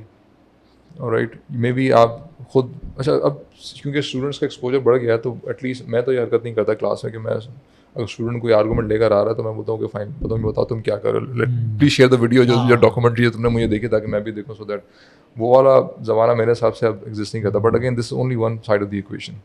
सही. जब आप स्टूडेंट को एवेलुएट बेसिस पे कर रहे हैं कि तुमने क्या लिखना है एग्ज़ाम में और तुम्हारी जो क्विज़ की क्या परफॉर्मेंस होगी, क्लासरूम में किस तरह से तुम बैठे हो, तो फिर उसी चीज़ में फोकस करेगा ना वो. ठीक है. और उसको भी पता है कि हाँ भाई मैं टीचर से एग्री करूँगा, टीचर की अथॉरिटी को चैलेंज नहीं करूँगा, तो मुझे the possibility of me getting better marks is significantly high. तो जो पूरा माहौल क्रिएट होता है ना इवेंचुअली, फिर there are rules, a very fix structure. इतनी एब्सेंसेस हैं, इतनी छुट्टियाँ करेंगे तो आपको सेमेस्टर रिपीट करना पड़ेगा, blah blah blah. It's a very kind of a very almost a bureaucracy that is there. It is designed to specifically transform that individual into and a worker for the bureaucracy. जो बहुत सारी चीज़ों को question नहीं कर रहा, वो जो ऑर्डर्स को फॉलो कर रहा है, इंस्ट्रक्शंस को फॉलो कर रहा है, जो उसको दी जा रही हैं, ज़्यादा बड़े बड़े सवाल नहीं पूछ रहा. मिसाल के तौर पर if you are working for a company जो सॉफ्ट ड्रिंक्स बनाती है या एनर्जी ड्रिंक्स बनाती है, और वहाँ पे जाके सेल्स की डिपार्टमेंट में आप काम कर रहे हो और ये सवाल पूछना शुरू कर दें कि ये सेहत के लिए कितनी बेनिफिशियल है इंसान के लिए, तो आप you not fit for that job. You should not be asking these questions. सवाल ही पैदा नहीं होता. आप प्रोडक्शन में हैं या फिर आप सेल्स में हैं, आप किसी भी डिपार्टमेंट में, you can not ask this question कि भाई ये जो मैं सिगरेट पी रहा हूँ या बेच रहा हूँ तो ये कैसे. And this applies to almost every product which is available in the market. Not every product, but most of the products. किसी ना किसी एंगल पे जाके आप कुछ ना कुछ सवाल डेफिनेटली आप रेज कर सकते हैं कि भाई प्रोडक्ट गाड़ियाँ आप बना रहे हैं, आप किसी ऑटोमोबाइल मैन्युफैक्चर काम करते हैं, थोड़ा सा लिटरेचर आप पढ़ें एनवायरमेंटल क्राइसिस के बारे में तो आपकी रात की नींदें उड़ जाएंगी. एंड यू आर लाइक यार I am part of this thing. सही. You not suppose to ask. अगर आपको पता चलेगा चीज़ों के बारे में, अगर आप सवाल पूछने वाला दिमाग है, आप रिसर्च करते हैं, तो you become literally unfit for the industry, जहाँ पे they need a worker who is obedient. And this is what the education system actually produce. ये बताएं, जैसे फॉर एग्जांपल जैसे हमारी अभी बैक स्टेज बात हो रही थी, आप कह रहे थे कि कुछ पेपर्स, कुछ रिसर्च हो रही है जो पाकिस्तानी कम्युनिटीज़ हैं, खासकर मेमन कम्युनिटी है, बोहरी कम्युनिटी है, जिसमें काफ़ी कम्युनिटी बेस्ड सिस्टम है जो सपोर्ट करते हैं एक दूसरे को. अगर मैं आपसे एक ये बोलूँ कि कोई 3 इम्पॉर्टेंट ट्रेड्स जो आप समझते हैं कि these trades should be learn from these community practices to be practised at home everywhere in this country to build that entrepreneurial spirit all together, वो कौन सी 3 ऐसी प्रैक्टिसेस हैं? बच्चों को आप एक्सपोजर दें बहुत अर्ली, 13-14 साल की एज में उनको किसी भी दुकान में जाके बिठा दें या किसी भी बिजनेस में उनको लेके जाएं एंड लेट देम सी कि व्हाट इज हैपनिंग. ऐसा बिजनेस ऐसा होना चाहिए जहाँ पे they can actually see the entire value chain शुरू से लेकर आखिर तक, फ्रॉम बाइंग टू सारी स्ट्रगल्स सेलिंग और बीच में जो भी प्रोसेसिंग हो रही है. बहुत बड़ी सी ऑर्गेनाइजेशन में जाके बिठा देंगे तो they will not be able to see the whole process. तो छोटी ऑर्गेनाइजेशन है दे कैन एक्चुअली सी. भले वो हफ्ते में जाके 3 घंटे गुजारें, 4 घंटे गुजारें, 1 दिन गुजार लें, या फिर अगर लेट्स सपोज घर के करीब है तो 2 घंटे गुजार लिए शाम में जाके. That is one thing. Because by the time you're 24, you already have 10 years of experience or you have 10 years of exposure too. सही बात है. This is one thing. Secondly, आपकी जो networking है ना, that has to be there. Without networking you cannot, because आपका supplier अपने network से आता है in the beginning. In fact, from your idea to your supplier to your customer to your investor to your employee, everything is coming from your network. सही बात है. अब वो सोल ग्रुप से एक ग्रुप बना हुआ है फेसबुक के ऊपर. लोग अक्सर डालते रहते हैं मेरे पास इतने पैसे में कौन सा आइडिया, मुझे कोई आइडिया दो, मैं बिजनेस स्टार्ट करूँ. तो मैं वहाँ पर ये कमेंट करता हूँ जाके, भाई आपके ये देखो कि नंबर 1 आपका क्या एक्सपीरियंस है, नंबर 2 आपके जो नेटवर्क में लोग हैं उनका क्या एक्सपीरियंस है, and then you see what you can do. Because let's suppose कोई आइडिया आपको अच्छा लग गया और आपके ना आपको खुद एक्सपीरियंस है उस, ना आपके नेटवर्क में किसी को उसका एक्सपीरियंस है, तो most likely you will fail. सही बात. ठीक है. तो your network is very important. And often time during my research also I found out के जो आइडियाज़ थे उन एंटरप्रेन्योर्स के जिनको मैंने इंटरव्यू किया, they actually came from their family and their friends and they said कि okay fine, they didn't show कि यार इसमें पोटेंशियल है. दे सेड कि वी are 100% sure कि if you're going to make this, तो ये सामने बायर बैठा हुआ है, he is going to buy this product. सही. Sometime तो even जो कस्टमर पहला कस्टमर है, वो आप पहले से आपको बताते हैं भाई ये बनाओ मुझे चाहिए, बिल्कुल, क्योंकि वो आपका रिलेटिव है कोई, सही बात। आपके मामू हैं, वो कह रहे हैं यार मुझे ये फलानी चीज़ बना चाहिए, मुझे नई मार्केट से नहीं मिल रही, मैं तुम्हें इतने पैसे देता हूँ, तुम मशीन खरीदो, ये जगह भी है, why don't you start this thing. तो मार्केट गैप आपको पहले ही बता रहे हैं कितना गैप है मार्केट में। सही है, this is how you they actually start. सही है। तो ये networking is very very important. तीसरी ये कि फाइनेंसेस, इन्वेस्टमेंट, खासतौर पे इंस्टीट्यूशनल इन्वेस्टर से जितना दूर रह सकते हैं आप। किसी Venture बैंक से अगर capitalist आपने वगैरह। फाइनेंसिंग करवा ली, एक तो इंटरेस्ट है, वो अलग उसकी बेबरकती भी, if your a Muslim you should not be. दूसरा, इनफैक्ट जितने लोगों का मैंने इंटरव्यू किया था in my thesis, for my thesis, तो ऑल ऑफ देम सेड के हमने बैंक यूज़ नहीं करते, क्योंकि हमारे पास बहुत सारी एग्जांपल है, लोगों ने बैंक का पैसा इस्तेमाल करना शुरू किया and subsequently they collapsed after using that money.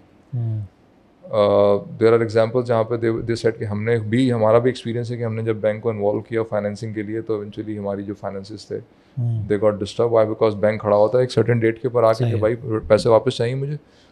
Let's suppose market क्योंकि आपकी अनसर्टेन है, इट्स नॉट दैट स्ट्रक्चर्ड। सही है। जिस टाइम पे कंसाइनमेंट डिलीवर करना था वो नहीं डिलीवर हो सका for whatever reason, bank तो खड़ा हुआ है। And if this happens multiple times, so you are like यार अब व्हाट शुड आई डू। अब ये 1990s में खास तौर पर जिन लोगों ने स्पेशली स्ट्राइकें हो रही हैं और शहर के हालात आपको पता है, उसके अंदर बिजनेस वाज आल्सो डिस्टर्ब। तो जिन लोगों ने बैंक के साथ इन्वॉल्व करके काम करना शुरू किया, they got bankrupt much more quickly and as compare to those people जिन्होंने अपना पैसा इन्वेस्ट किया हुआ था, बिकॉज उनको किसी को रिटर्न नहीं करना है, या फिर उन्होंने अपने किसी रिलेटिव का, जिसको एंजल इन्वेस्टर कहते हैं, सही है, ठीक है, उसका पैसा आपने यूज़ किया हुआ। तीसरा है कि आइडिया के पीछे नहीं भागे। चौथा पॉइंट में भी आइडिया के पीछे आप ना भागें। Idea is going to eventually emerge. आप ये देखेंगे what you can do, keeping in view the kind of support that you can get from your network. अपने आप को फाइनेंशियली स्टेबल करें पहले। हाँ, कोई ऐसा, मैं आपको मशवरा नहीं दूंगा कोई ऐसा काम शुरू कर दें जो बिल्कुल मज़ा नहीं आ रहा आपको करने का। ऑफ कोर्स थोड़ा इंटरेस्ट होना चाहिए इंसान का, but focus on establishing yourself. सही है। और लेट्स सपोज इनोवेशन कोई आपने लेकर आनी है, तो you bring it once you are grounded, आपकी कैश फ्लो स्टेबल हो गया है and you are making lot of money, now you have a certain amount of money to spare to experiment करें। ज़बरदस्त। अच्छा, ये तो ज़ाहिर है क्योंकि एंटरप्रेन्योरियल स्पिरिट की बात हमने की। मैं असल में सिर्फ एक बात ये चाहता हूँ कि कुछ अर्से पहले मैंने आपकी एक वीडियो देखी थी जिसमें आप जिम में हैं और आप ट्रेडमिल्स को और चीज़ों को दिखा रहे हैं और उसके पीछे आपने एक एनालॉजी ड्रॉ की थी। मैं चाहता हूँ कि आप वो थोड़ा सा रिकाउंट करें यहाँ पे, क्योंकि this is how you differentiate between an employ mindset and an entrepreneurial mindset. Please, कौन सी वाली? देयर आर लाइक 3 वीडियोस, आप अलग जिम में अलग खड़े हैं और आपने कहा देखें ये जो मशीन है, हाँ, आप इससे बैठे हुए हैं ट्रेडमिल पे, आपने 25 किलोमीटर चल ली है, लेकिन आपने उनको उनकी प्रोडक्टिविटी दे दी, लेकिन आप वहीं के वहीं खड़े हुए हैं। This is how companies actually use you, this is how brands use you. हाँ एग्जैक्टली, मतलब उसमें आपका अपना कितना माइलेज कवर हुआ। Means you are on a treadmill, you are constantly running and the company, मिसाल के तौर पे there is a very interesting TV show, black mirror की एक एपिसोड है जिसमें एक देयर इज़ एन ऑर्गेनाइजेशन या प्रॉब्ली पूरा माशरा उस तरह का उन्होंने दिखाया जिसके अंदर हर बंदा सिर्फ एक जॉब करता है। वो एक साइकिल पे आके बैठता है और साइकिल एक जनरेटर से कनेक्ट हुई हुई है और वो बैठ के साइकिल चलाता रहता है और वो एनर्जी प्रोड्यूस करता रहता है और उसके एक्सचेंज में उसको पॉइंट्स मिलते हैं और उन पॉइंट्स के ज़रिए वो कुछ अपनी जो भी चीज़ें उसने परचेज करनी है वो कर लेता है। तो at the end of the day what you are actually doing, मतलब how much mileage you have actually covered in this whole process. तो the organization is using you, सारी effort आपकी इस्तेमाल हो गई उसके लिए।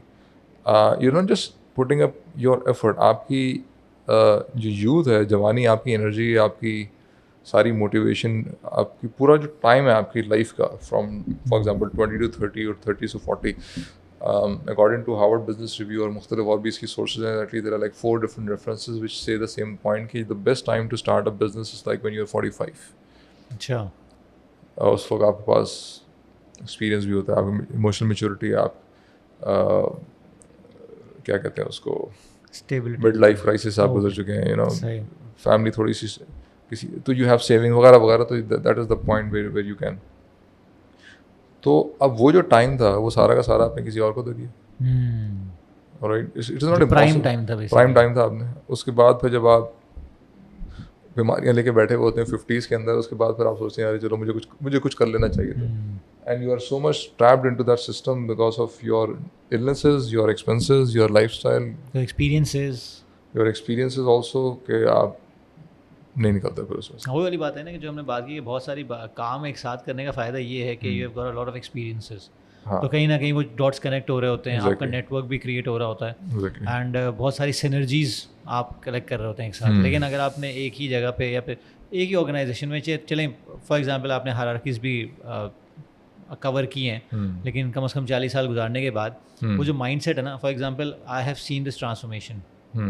मैं जब मैंने basically it's gonna be 2 years I am out of this corporate arena, तो तकरीबन 6 महीने तक तो मैं इसी माइंडसेट से बाहर नहीं आया था कि अब सैलरी नहीं आनी है भाई, खर्चे वैसे ही चल रहे थे। सही है, जो शशके वाले खर्चे होते हैं ना वो भी वैसे ही चल रहे थे कि कोई चीज़ अच्छी लगी, पसंद आई, तो वो जो माइंडसेट है ना आदमी का, क्योंकि उसको ये पता होता है कि भाई खर्चे जो हो गए ना, अगली तनख्वाह आएगी, सब मसला हल हो जाएगा और हम कंजम्पशन करते रहेंगे। Exactly. तो यही वो माइंडसेट है। Thank you very much for reminding me. This is one of the biggest reason for the success of women community in particular, कि वो अपना जो lifestyle है बहुत minimum रखते हैं। बिल्कुल मिनिमल। और इनफैक्ट एक चिन्यूटी कम्युनिटी के एक बंदे का मैं इंटरव्यू ले रहा था, उसने कहा कि मेमन कम्युनिटी हमसे ज़्यादा रेजिलियंट इस वजह से है, वाई बिकॉज हमने अपने खर्चे बढ़ा लिए। हमारे बच्चे जो हैं वो कहते हैं स्विट्जरलैंड लेके जाओ या सिंगापुर लेके जाओ हमें वेकेशन में। बट अच्छा, अब this is probably true for Memon community from like 10-15 years back. अभी रिसेंटली जो मुझे पता चल रहा है, मेमन कम्युनिटी ने भी अपना बिल्कुल they are trying to progressive अब हो गए हैं काफ़ी। एग्जैक्टली, खर्चों में थोड़ा प्रोग्रेसिव बहुत ज़्यादा प्रोग्रेसिव हो गए इन दैट सेंस। यस, तो अब this is one of the biggest barriers अगर आपने एक लाइफस्टाइल ही मेंटेन करना है। और अब एलॉन मस्क की लोग मिसालें देते हैं, भाई वो काउच पे सोता था जब वो ही वाज बिल्डिंग, सही बात, उसके पास अपार्टमेंट नहीं था, अपने ऑफिस के जो काउच के ऊपर ही वो ही यूज्ड टू स्लीप। तो आपको एक बहुत लंबा टाइम इस तरह। और ये बड़ी खूबसूरत बात की, मेरे एक दोस्त हैं, उन्होंने he is also a business owner, उन्होंने मुझे बताया कि यार जो स्ट्रेस और डिप्रेशन होता है ना वो गरीब को नहीं होता है। सही है, वो अमीर को जो डिप्रेशन होता है वो गरीब को नहीं हो सकता, क्योंकि अगर बंदे के पास एफेक्स है और काम नहीं कर रहे, उस पर काम निकल आया तो कुछ ना कुछ करके करा लेगा, या एफेक्स से बाइक पे आ जाएगा। लेकिन एक बंदे को अगर मर्सिडीज से फरारी से या किसी ऐसी कार से या लैम्बोर्गिनी से उसको आना है या रोल्स रॉयस से कोरोला पे आना है, तो असल में वो बेचारा मर जाएगा जीते जी, क्योंकि वो उसको हजम ही नहीं कर पाएगा। उसके लिए बहुत ज़्यादा होगा प्रोसेस करना, and that is suicidal thing that people go towards, कि वो इतने सुसाइडल भी हो जाते हैं। तो क्यों? क्योंकि अभी वो ऐसा नहीं हुआ है कि they are going out of money या बिल्कुल ज़मीन पे आ गए, लेकिन सिर्फ ये कि 90% से लेके 9% पे आना, ये भी उनको बारे में नहीं आ रहा होता, तो डिप्रेशन वहाँ होता है। एग्जैक्टली। तो बहुत सारे बिलियनर्स की अगर लाइफस्टाइल को देखें ना, they are maintaining a very humble. और उनके घर आप जाके देखें तो बड़े वॉरेन बफेट के लोग मिसाल देते हैं। वॉरेन बफेट की मिसाल देते हैं, वो पुरानी गाड़ी उसके पास है, सब कुछ है। और फॉर एग्जांपल अगर स्टीव जॉब्स की बात भी करें, और वो सारी चीज़ें मुझे समझ में आती हैं। तो जब समझ में आता है कि जैसे हम जब काम करते थे कि सेठों को देख रहे हैं कि यार ये सेठ क्यों इस चीज़ में पैसा बचा रहे हैं, ये तो ये कर सकते हैं, ये तो ऐसे कर सकते हैं। तो जब आदमी खुद अपना काम करता है, क्योंकि उसको ये एक सेठ को या एक ओनर को ये फिक्र है कि मुझे तनख्वाहें निकालनी है, मुझे बहुत सारे काम करने हैं, मुझे मशीन को रवा दवा रखना है। एक एम्प्लॉय को फिक्र नहीं है कि मुझे मशीन को रवा दवा। This exactly is the problem that is created जब आप किसी इन्वेस्टर से पैसा लेके आप बिजनेस स्टार्ट करते हैं। कैश फ्लो आ रहा है, कैश फ्लो आ रहा है, आपने ऑफिस बना लिया, आपने बहुत सारे लोग हायर कर लिए, लम्स के MBAs ये वो, और फिर आप वो क्या नाम है airlift, you turn into airlift subsequently.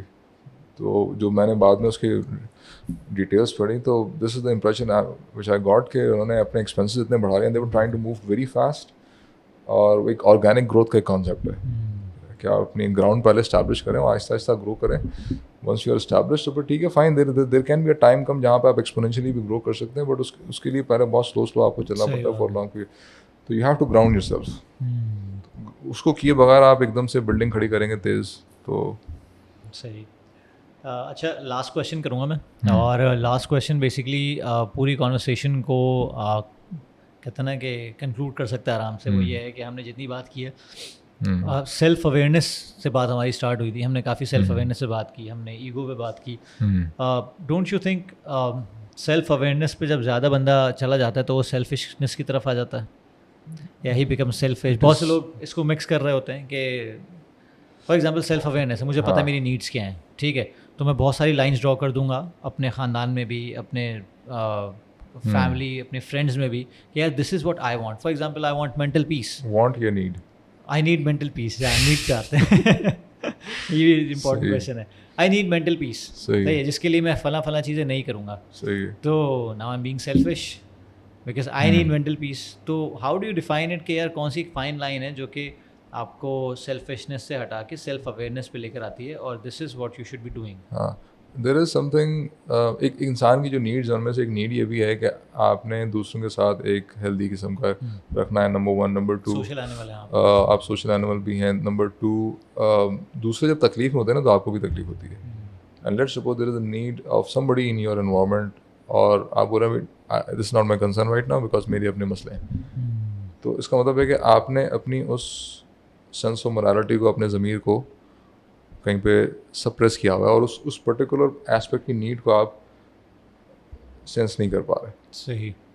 For example सड़क के ऊपर आपको कोई बंदा नज़र आता है, जो आप जा रहे हैं, कोई बाइक वाला गिर जाता है, तो what do you do? Let's suppose there is nobody else to coming up, तो आप निकल जाते हैं या फिर आप उसकी हेल्प करते हैं। सही है। तो अब आप बोलते नहीं यार कोई आके उसको उठा लेगा, और अब रात का टाइम है, नोबडी इज देयर, तो what you are going to do?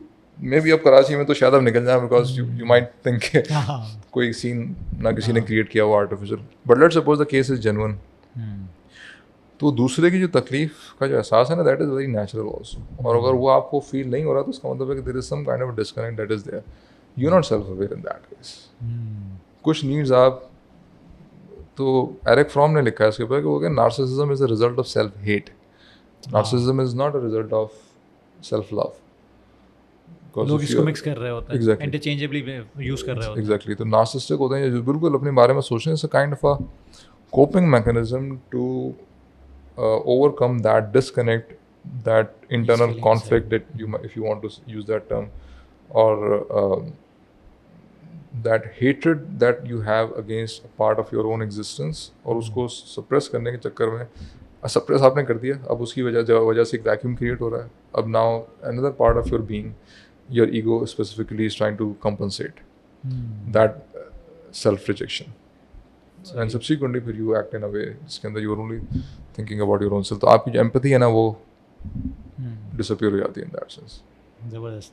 अच्छा, एक लास्ट क्वेश्चन मुझे याद आया कि मैं अक्सर पूछता हूँ, सबसे नहीं पूछता, लेकिन जहाँ मुझे लगता है मुझे पूछना चाहिए और इंटरेस्टिंग आंसर मिलेगा वहाँ मैं ज़रूर पूछता हूँ। वो ये है, कोई ऐसा सच जो आपको पता हो सच है लेकिन मेजॉरिटी आपसे एग्री नहीं करती है, so what would be that such? Majority agree नहीं करती, बट यू नो दैट्स बहुत सारे। In fact I can open my timeline of Facebook, और टिपिकली मैं इसी तरह की चीज़ें, लेकिन ऐसी चीज़ें जो आपका रीसेंसी का एलिमेंट हो जिसमें कि it's been destroying the social, जैसे इकोसिस्टम को डिस्ट्रॉय कर रहा है, कुछ ऐसी चीज़ें हैं, और ये सच है जो आप बेसिकली कह रहे हैं लेकिन लोग आपसे एग्री नहीं करते। What can be that one thing? हाँ, देयर आर सो मैनी। मिसाल के तौर पे अभी अगर आपने थोड़ा सा इस एंगल से अगर एक कीवर्ड डाल दिया इकोसिस्टम, तो मे बी आपकी जो कंजम्पशन पैटर्न्स हैं, for example your consumption patterns are directly connected with the damage that you do as a consumer to the environment. जितनी बड़ी आप गाड़ी चला रहे हैं उतना ज़्यादा आप डैमेज क्रिएट कर रहे हैं, उतना ज़्यादा जो है वो आप मुल्क पे कर्जा चढ़ा रहे हैं, बिकॉज ज़्यादा बड़ी गाड़ी है तो ज़्यादा पेट्रोल पिएगी, पेट्रोल आपका मुल्क जो है वो सूद पे कर्जा लेके। अब मैंने एक आलिम दीन से पूछा कि क्या पाकिस्तानी, एज अ पाकिस्तानी, हमें लग्जरी आइटम जो इंपोर्ट करते हैं वो कंज्यूम करनी चाहिए? वाई? बिकॉज हम सूद पे कर्जा लेते हैं IMF से या दूसरे इंटरनेशनल जो इदारे हैं उनसे हम सूद पे कर्जा लेते हैं, उसके बाद फिर हम चीज़ें खरीदते हैं। जो बेसिक नीड्स हैं वो पूरा नहीं हो रही होती हैं, उसके बाद भी बहुत एक बड़ी तादाद है, maybe 5% of the whole population, but it's a huge number जो इंपॉर्टेंट चीज़ों को प्रेफर करती है, जिसके पास ज़रा से पैसे आएंगे वो फ़ौरन से जाएगा किसी भी important item, despite the fact there might be some local alternative available. सही। सैनिटरी के आइटम्स आपके लोकली बनते हैं, बट पीपल प्रेफर, अगर उनके पास पैसे होते हैं वो इंपोर्टेड खरीदते हैं जाके। सही। गाड़ियाँ अनफॉर्चुनेटली कुछ लोकली असेंबल भी हो रही हैं, लेकिन यू विल प्रेफर कि मैं 100% बाहर से imported, if you have money. तो उन्होंने क्या जवाब दिया? उन्होंने कहा कि बेहतर है कि इस्तेमाल करें, लेकिन हराम नहीं है। हराम नहीं है? हराम नहीं है। अच्छा। मैंने कहा यार ओके फाइन, मतलब आप अपने आप को फिर वो एक और मुफ्ती साहब हैं, वो कहते हैं मुसलमानों को कवि दिखना चाहिए। कवि का मतलब ये है कि आपके पास एक लैंड क्रूजर हो जो आप सूद पे कर्जा लेके खरीदें। What does that mean? या कवि का मतलब ये भी शायद निकल सकता है कि you should be self-sufficient, or maybe as a country you should be self-sufficient, because अगर आप self-sufficient है तो you have that courage to take a stand and say anything. अब राइट, अब हम जो है भीगी बिल्ली की तरह जो है पूरी दुनिया के सामने खड़े होते हैं बिकॉज हमने कर्जा लेना दुनिया से है, और उस कर्जे में हम लैंड क्रूजरें भी खरीद रहे हैं और हम पेट्रोल भी खरीद रहे हैं लैंड क्रूजर में डालने के लिए, और हम बहुत सारी लग्जरी आइटम्स परचेज कर रहे हैं। And I don't see religious scholarship saying anything all about that.